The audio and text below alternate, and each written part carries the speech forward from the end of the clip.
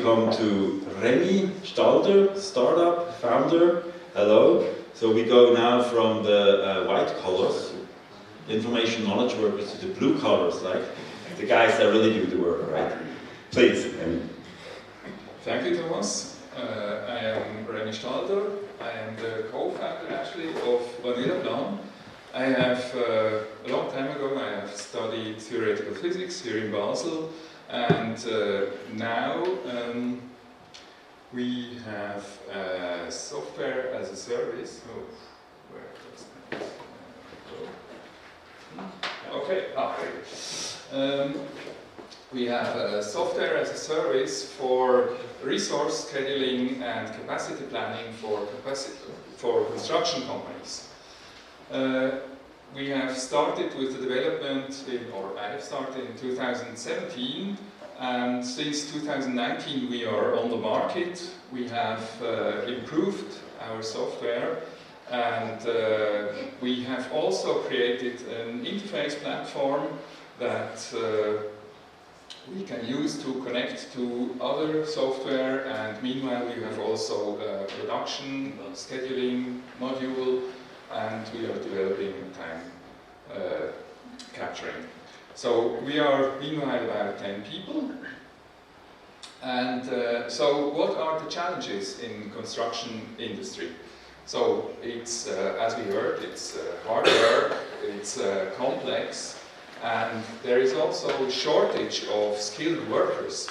So there is high volatility, there are delays, there are changes, there is weather, there are other unforeseen things, and not the least there are government regulations, and the complexity increases with company size. So why did we start producing construction software? Now, what we are doing is resource planning. So it is a niche, but it is also a market gap. Typically, resource planning is neglected in ERP and construction software.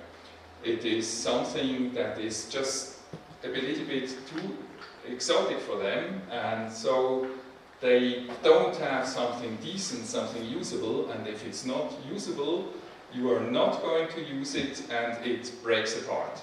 So some people use Excel sheets instead, and Excel sheets are getting inflexible and hard to maintain. And furthermore, much to our advantage, there is a digitalization gap in construction, so they are somewhat behind. A lot of construction companies are traditional, are conservative, and so they are not really up to date with digitization. There are others who are innovative, so they are the opposite. And so someday a timber construction company called AZ Holz from the neighborhood, from Liestal, they came to us and brought their magnetic board, and they asked, hey, can't you create a software that replaces our magnetic board? And after some research, and yeah, I started working on it, and we really started with a digitalized magnetic board, which looked some way like the upper left screenshot. But meanwhile, we have developed a lot of more visualizations. We have developed real-time display of resource consumption for all the project phases. We have digital signage board for the workshops, and we have a mobile app, and so on. So we have also a forecast of the utilization of the whole company and of individual organization units that allow to steer the acquisition of new projects or the recruiting of new people depending on the respective necessity. This is a little bit an overview of our interface platform. it is working in the cloud. It can perfectly connect to cloud software, but we also have an agent that can be installed in servers to connect to legacy software. Meanwhile, we have a good client base in Switzerland, but we are about to expand into the neighboring Germany and Austria. We have first clients in those countries, and we are expanding further. Now, I want to briefly mention a few current trends in the construction industry. We have already briefly heard about BIM.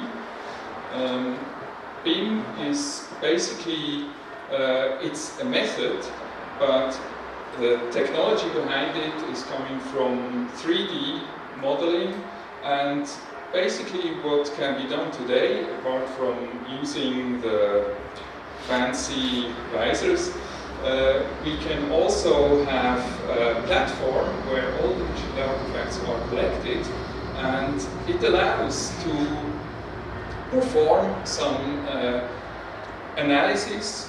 And for example, there is collision detection, and it allows to automatically detect a lot of problems upstream, which means before they actually occur in the construction site.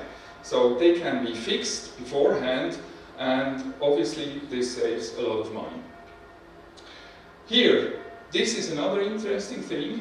It's not the building itself, but it's the way how it was constructed. There are two things I would like to mention. One is called lean construction. Lean construction is something similar than the agile methods that we are probably all familiar with in software development, and it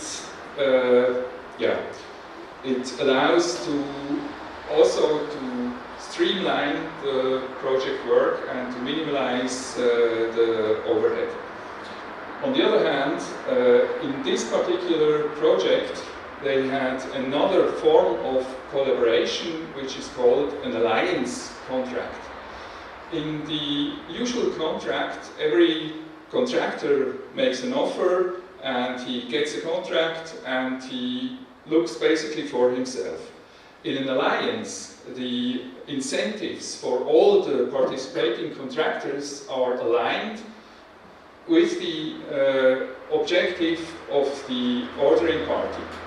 Meaning, for example, they get a penalty on delay of the work that is shared among all the parties, and also they get a bonus on early finish, which is also shared among all the parties.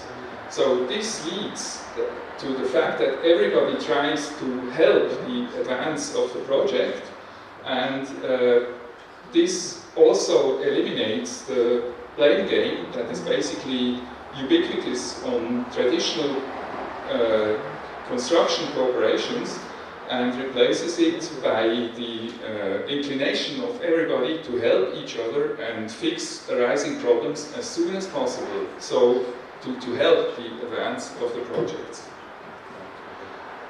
Here we see a 3D printer, but it doesn't use the plastics that we all know, but it prints concrete. There is a lot of research going on in 3D printing, also in Switzerland at ETH in Zurich, and there are whole houses printed in concrete, but I don't think that this is going to replace manual work in the next couple of years, but it's maybe something to observe, and it's also possibly used in part fabrication. Now, last but not least, also an important topic in construction is the decarbonization. About more than a third of the global carbon output is produced by construction, and mainly by concrete and cement production. So people, or some companies, are developing procedures to capture carbon in concrete.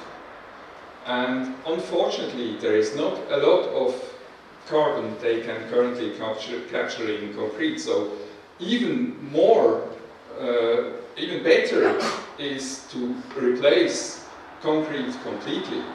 What is currently done, it's a big trend, is replacing concrete by timber construction. So this is an example of a planned building that is, it doesn't look like a timber construction building, but it is. And there are currently under construction and already there are some high-rise buildings built out of wood. So it's incredible what can be done nowadays. There is also a lot of research going on with new ways of producing timber buildings and of producing hybrid elements and so on. So, now, where in face of all this does our journey go? We have currently in the making, we have a module for auto-scheduling. That means all the schedules that are currently manually edited by the people who create the schedules are being automated. And for that purpose, we use on one hand machine learning models that we develop on our own, and we also use nonlinear optimization methods, and the end user has the possibility to produce a set of solutions for his scheduling problem, and he can browse them and select the one that best fits his desired schedule.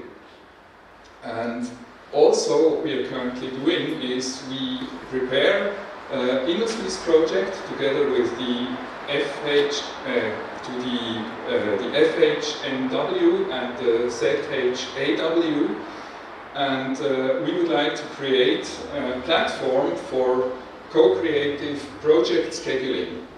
And it will be a real-time collaboration platform, which means it's kind of like a multiplayer game where all the parties, the project management, together with all the contractors that work on the project, can collaborate simultaneously to create a project schedule or to adapt it in case of some delays or other unforeseen events, and to find new solutions supported by optimization and machine learning again. So this platform obviously will also support the new collaboration and process methods that we have seen before, or that I have briefly mentioned before, and that's something that's also an important aspect is this is all backed by our data on availability, on the capacity of all the constructors, either by using our Vanillaplan software or by entering it from some other sources. So, thanks for your attention. Have you got any questions?